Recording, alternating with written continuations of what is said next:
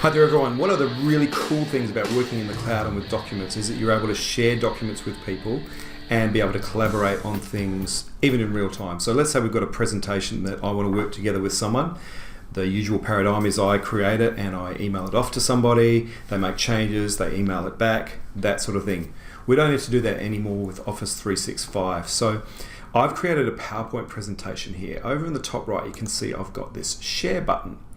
Now, the first thing that you notice when I go to share it is it needs to upload somewhere in the cloud, so it's not just sitting on my computer. So I'm going to choose OneDrive. I'm going to say this is a test presentation, let's say. All right, now we've got some options in terms of how we're going to share this out. You'll notice at the top that we've got, by default, anybody with the link, so anybody outside of your organization can get the link and they will be able to edit it. Or you might just want to have people inside your organization. If the document is got a little bit of security around it, then you can do that. So I'm going to just leave it as anyone, and of course I have to have allow editing on there. Now I can just grab a link and share this with a whole bunch of people if I want to. So if I've got a class, I can copy this link here, I can then share it with 30, 40, 50 people. Okay, so if I copy that link and then email it to somebody, they will then be able to hit that link, open this and start collaborating with me. Okay. Another option is you can just start typing the email or the name of the person. So if I would say I want to share this with Blaze, and I'm just going to hit send, and that is now going to send an email to him with the link to this PowerPoint. So you could do it that way as well.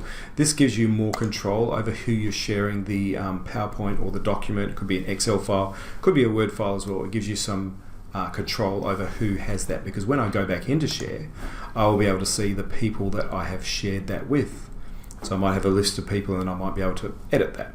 Okay, so yeah, that's all of the different options that you get when you're sharing this. Now, because this is a PowerPoint, you also get the option of just sending it as a PDF rather than a PowerPoint presentation, if you want to send a copy rather than a link. But this one here, we definitely want to send a link so that people can edit with us. Okay, so now you can see this little diagram down here that we've got somebody contributing to this second page here.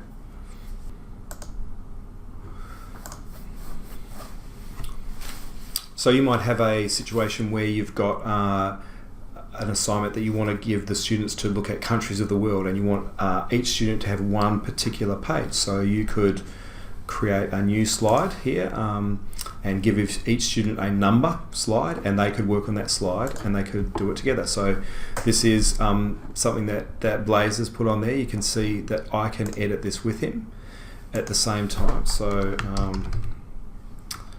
yes, it is. And he will get those changes straight away. Now we can both be working in a browser on PowerPoint, or you can see I can be working in the actual app.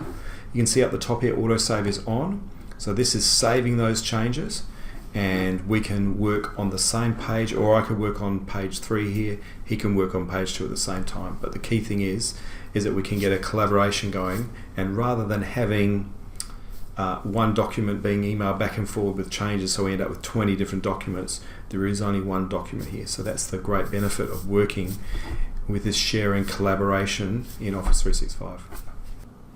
Here's another option for being able to share a file rather than just going up to share when you're actually in the actual document. If you find that document in your folder structure, so let's say I've got this PowerPoint here, it could be any of these images here. If I right click on that file, you see I get this option here, share. Now in this case here, this document actually isn't living on my computer, it's actually just in the cloud. So if you have big documents, you see another video, another tip that I gave you about saving space in OneDrive. It's pretty cool. So in this case here, I can just click on share, and then I'm going to get the same dialog box that I got when I was in the actual app. So I'll get those options. Who do you want to share the link with? Is it someone just within your organization? Is it someone outside? Do you want to share it with someone specific? So you can see it's exactly the same thing. So with a group of students, I would then just copy that link, put it on an LMS or send an email somewhere where they could get it, and then they can start collaborating on that document there. In this case here, because it's a PowerPoint, then that option that you have here to allow editing does make a difference, because with that ticked, the person who gets this link is then able to edit the PowerPoint. Sometimes you might just want to share a PowerPoint with people so that they can just view it, but not edit it. Well, then if you just untick that, share the link with them, they'll just be able to view it and not edit it. If you're looking at documents, other documents that I have on here, such as image files or PDF files, then for this image file, it doesn't matter about that sharing because the editing, because it doesn't make any difference, but I can still share. So I click on share, look at the options, same options. It could be just shared with anybody, and anyone with the link can edit, it doesn't matter. I'm just going to go copy link and then copy. Now that's on my clipboard and I can paste that and give that to anyone. That will then allow them to see that image file. You can imagine how useful this is if you have a really big file, like a movie file that's 1 gigabyte or 2 gigabytes, or something like that. Remember with your OneDrive, you get 1 terabyte of space. So you could share in this way really big files, give people a link to the files rather than email them the files, and that just makes things so much more efficient, especially if you want to send it out to quite a number of people. So this idea I've showed you here in PowerPoint, but it applies just exactly the same with a Word document or with an Excel file. All of them have this share button at the top of any file you're working on, which allows you then to collaborate together. So that's the tip of the week.